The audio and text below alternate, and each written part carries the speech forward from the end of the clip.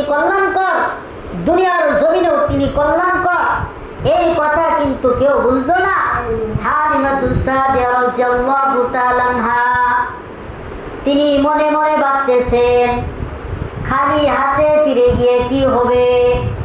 এই জন্য তার স্বামীকে জিজ্ঞাসা করলো, ও আমার স্বামী, আপনি যদি অনুমতি দেন এই ছোট্ট মোহাম্মদ, এতিম মোহাম্মদকে আমরা আমাদের বাড়িতে নিয়ে যেতে চাই।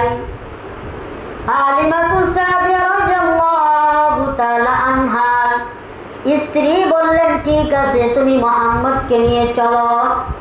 নবীজি আলাইহিস সালাতু ওয়াস সালামকে হালিমাতুস সাদিয়া রাদিয়াল্লাহু তাআলা আনহা কোলে নিলেন, কোলে নিয়ে সওয়ারির উপর উঠলেন আর গ্রামের দিকে অতিক্রম করতেছেন। সকলেই মিলে গ্রামের দিকে যাচ্ছেন। হালিমাতুস সাদিয়া রাদিয়াল্লাহু তাআলা আনহা নবী মুহাম্মদুর রাসূলুল্লাহ তিনি যে হলেন রহমত, এই রহমত প্রকাশ পেতে শুরু করলেন। সওয়ারির উপর আরোহণ হয়েছেন। ওই দুর্বল সওয়ারিটা এমন শক্তিশালী হয়েছে, তাদের সাথীদেরকে অতিক্রম করে অনেক দূরে চলে গিয়েছে। সাথীরা হালিমাতুস সাদিয়া রাদিয়াল্লাহু তাআলা আনহাকে ডাক দেয়া বলে, হালিমা,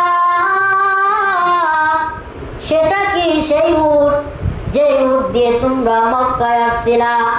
হালিমাতুস সাদিয়া রাদিয়াল্লাহু তাআলা আনহা বলেন, হ্যাঁ হ্যাঁ, আমরা যে উট দিয়ে মক্কায় আসছিলাম, মক্কার শহরে আসছিলাম, সেই উট দিয়ে আমরা আবার গ্রামে চলে যাচ্ছি। সাথীরা বলতেছেন, যে সময় তোমরা আসলা ওই সময় তো উটনির কোনো এমন ক্ষমতা ছিল না, আমাদের আগে চলতে পারে না, অনেক পিছনে ছিল, এত দ্রুত কিভাবে চলতেছে? হালিমাতুস সাদিয়া রাদিয়াল্লাহু তাআলা আনহা বলেন, এই বিষয় তো আমিও বুঝতেছি না। হালিমাতুস সাদিয়া রাদিয়াল্লাহু তাআলা আনহা উটের উপর সওয়ার হয়ে গ্রামে চলে গেলেন, নিজের বাড়িতে চলে গেলেন। নবী মুহাম্মদুর রাসূলুল্লাহ সাল্লাল্লাহু আলাইহি ওয়াসাল্লামকে দুধ পান করার জন্য কোলে নিলেন। কোলে নেওয়ার পর হালিমাতুস সাদিয়া রাদিয়াল্লাহু তাআলা আনহা দেখতে পেলেন যে তার স্তনটা দুধে ভরে গেছে, কিন্তু আগে দুধ ছিল না, তাদের ঘরে খাবার ছিল না, খাবার না থাকার কারণে তার স্তনের ভিতরে দুধ ছিল না।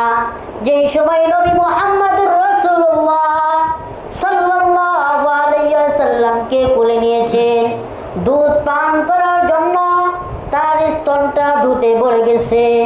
হালিমাতুস সাদিয়া রাদিয়াল্লাহু তাআলা আনহা তিনি ওই সময় চিন্তা করলেন, এটা হলো এতিম মুহাম্মদের বরকত। নবী মুহাম্মদুর রাসূলুল্লাহ সাল্লাল্লাহু আলাইহি ওয়াসাল্লামের একটা দুধ ভাই ছিলেন, যার নাম হলেন আব্দুল্লাহ। এই আব্দুল্লাহ সে কি করতেন? ছাগল চড়াইতেন। ছাগল চড়ানোর জন্য মরুভূমির ভিতরে পাহাড়ের চূড়ায় যেতেন, কিন্তু কোনো ঘাস ছিল না, এরকম শুকনা মরুভূমি, ওইখানে খেয়ে ছাগলের পেট ভরত না। কিন্তু হাঁটি হাঁটি পা পা করে নবী মুহাম্মদুর রাসূলুল্লাহ সাল্লাল্লাহু আলাইহি ওয়াসাল্লাম একটু বড় হয়ে গেলেন। তার মাকে ডাক দিয়ে বলতেছেন, মা, আমার ভাই আব্দুল্লাহ সে তো দৈনন্দিন ছাগল চড়ানোর জন্য যায়, আমিও আজ ছাগল চড়ানোর জন্য পাহাড়ের চূড়ায় যাব। নবীজি আলাইহিস সালাতু ওয়াস সালাম বারবার এই কথা বলার পর হালিমাতুস সাদিয়া রাদিয়াল্লাহু তাআলা আনহা ভাই আব্দুল্লাহর সঙ্গে পাঠিয়ে দিলেন আর আব্দুল্লাহকে বললেন, ও আব্দুল্লাহ, শোনো, তোমার ভাই মুহাম্মদকে তুমি খুব ভালোভাবে রাখবা, যাতে করে তার কোনো প্রকারের কষ্ট না হয়, তাকে যেন কোনো প্রকারের হিংস্র আক্রমণ না করে। এই কথা বলে নবী মুহাম্মদুর রাসূলুল্লাহ সাল্লাল্লাহু আলাইহি ওয়াসাল্লাম সাল্লামকে ছাগল চড়ানোর জন্য পাহাড়ে পাঠিয়ে দিলেন।